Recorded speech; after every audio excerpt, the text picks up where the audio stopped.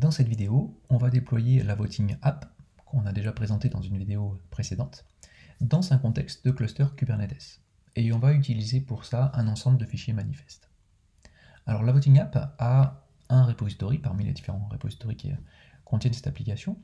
C'est le repository config, et ce repository config contient plusieurs répertoires, et dans chacun de ces répertoires, on a en fait une façon de définir l'application pour qu'elle soit déployée dans un contexte particulier. On avait déjà vu dans une vidéo précédente comment la déployer dans un contexte local avec Docker Compose ou alors un cluster Swarm. Et on va voir ici l'utilisation de fichiers manifestes, on verra dans d'autres vidéos d'autres outils aussi pour déployer cette application. Alors si je vais dans le répertoire manifeste, je vais en fait avoir un sous-répertoire pour chacune des versions de l'application. Vous vous souvenez peut-être quand vous avez regardé la vidéo sur la présentation de cette Voting App, on a plusieurs versions de cette application. Plusieurs versions avec des microservices parfois un petit peu différents. Donc c'est pour cette raison-là que j'ai créé un répertoire par version.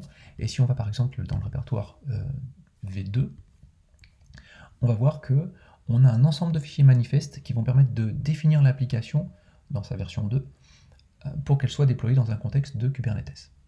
Alors, pour petit rappel, ici, l'architecture dans la V2, un petit peu cette tête-là, donc on va avoir 7 microservices, Vote UI qui va nous permettre de voter avec le back-end dans lequel les votes sont envoyés. Les votes seront ensuite persistés dans Redis, on a un worker qui va récupérer les votes de Redis, il va faire une petite manipulation dessus et les mettre dans un DB Postgre. Et on a ensuite un back-end result avec l'interface qui va avec, qui va nous permettre de visualiser les votes. Donc vous voyez 7 microservices ici. Alors, chaque microservice va avoir en fait un déploiement et un service en tant que ressource Kubernetes. Alors, chaque à l'exception de Worker. Worker, il est un petit peu particulier. Lui, il a juste besoin d'aller communiquer, d'aller se connecter à Redis et de se connecter à Postgre, mais il n'a pas besoin d'être exposé. C'est-à-dire qu'il n'y a pas d'autres microservices qui vont avoir besoin de se connecter à Worker. C'est pour ça que lui, il va avoir simplement un déploiement, c'est-à-dire le code applicatif de Worker qui sera déployé, mais il n'y aura pas de service pour l'exposer. Si on regarde un petit peu plus près, le Vote UI par exemple. Vote UI aura donc un déploiement, donc ici on a une version relativement simple. Cet objet déploiement va permettre de créer un pod pour notre Vote UI, et dans ce pod on aura un seul container qui sera basé sur cette image. registry.gitlab.com/votingapplication/voteui. Donc ici on a une image avec une URL assez longue au final parce qu'on est obligé de préciser où se trouve le registry. Là on utilise le registry de GitLab. On est dans un repository, donc VoteUI ici, c'est un repository de notre application Voting App qui elle est dans le projet Voting Application. C'est pour ça qu'on a quelque chose d'assez long ici, mais au final c'est pas très important. Donc l'idée c'est que lorsqu'on va lancer ce déploiement dans Kubernetes, on va donc avoir un pod, et dans ce pod, on aura un container basé sur cette image. Alors par contre, pour l'exposer, pour le rendre disponible, hein, ce pod, il va falloir qu'on crée un service. On va voir ici Vote UI Service, donc le service qui va correspondre. Pour la correspondance avec les services, entre le pod et service, on a en fait une notion de label. On a des labels qui sont imposés sur le pod, et on a un selector qui est spécifié dans service. Il faut qu'il y ait un matching entre ce selector et le label pour que une requête qui arrive sur le service puisse être redirigée vers un des pods du déploiement. Bon, ici, sans aller trop dans le détail, on va donc avoir un service, et ce service, donc en tant que ressource Kubernetes, va ouvrir un port, le port 31000, c'est un service de type NotPort, sur notre cluster. Ça veut dire qu'on va pouvoir accéder à ce service, Vote UI, donc finalement visualiser l'interface de vote, depuis le port 31000, depuis n'importe quelle machine de notre cluster. Et donc c'est quelque chose qu'on aura un petit peu pour tous les microservices, hein, ce déploiement et le service utilisé pour exposer le déploiement. Alors ce qu'on va faire maintenant, c'est se rendre directement dans le répertoire config. Et dans ce répertoire config, je vais donc aller dans manifeste, là où j'ai les différents folders pour mes différentes versions de la Voting App. Et ce que je vais faire ici, alors déjà vérifier avec un kubectl get node que je suis bien dans un cluster qui marche bien, très bien. Donc ce que je vais faire, c'est aussi lister les pods qui tournent pour le moment. Il n'y en a pas.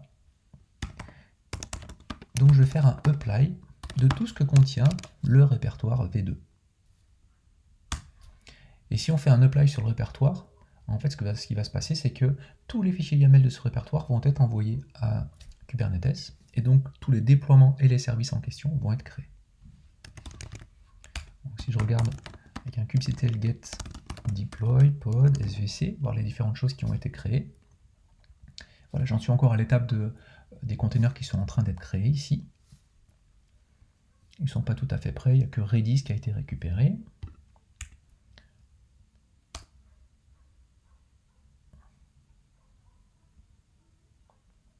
Voilà, on avance petit à petit. Donc il reste encore dbresult et vote.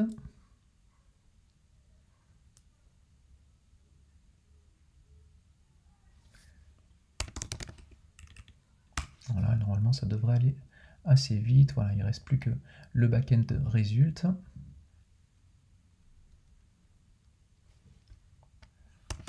On va juste relancer peut-être voilà, une dernière fois. Voilà, donc là maintenant on a l'ensemble des pods qui ont été déployés, donc l'ensemble des microservices ont été déployés, donc les pods de chaque microservice et les services au sens Kubernetes de chacun de ces microservices pour les exposer à l'intérieur ou à l'extérieur du cluster. Alors ici on voit que le service VoteUI et ResultUI, ils sont disponibles respectivement sur le port 31000 et 31001. Donc on va les vérifier.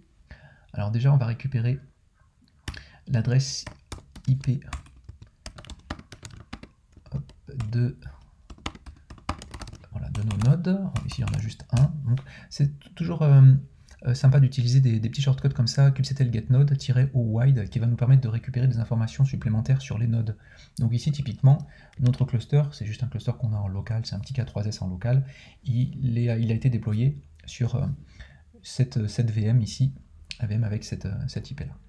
Donc ce qu'on va faire, c'est qu'on va aller ici sur cette VM, sur le port 31000. Donc on va aller accéder à notre application qui tourne sur le cluster. On va voter. Ok, très bien. Et on va faire la même chose, cette fois-ci sur le port 31001. Et on va voir le résultat de notre vote. Donc si on change le vote ici, on va voir qu'il change automatiquement.